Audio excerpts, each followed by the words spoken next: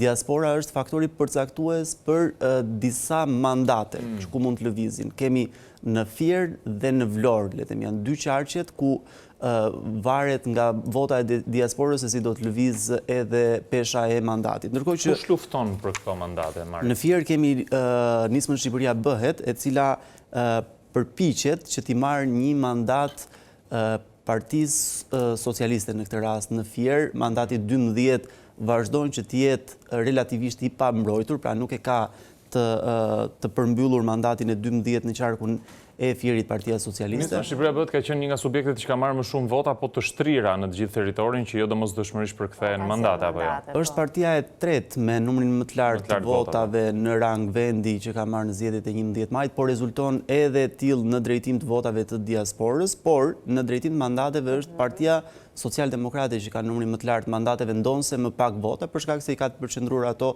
kryesisht në dy qarqe, i ka në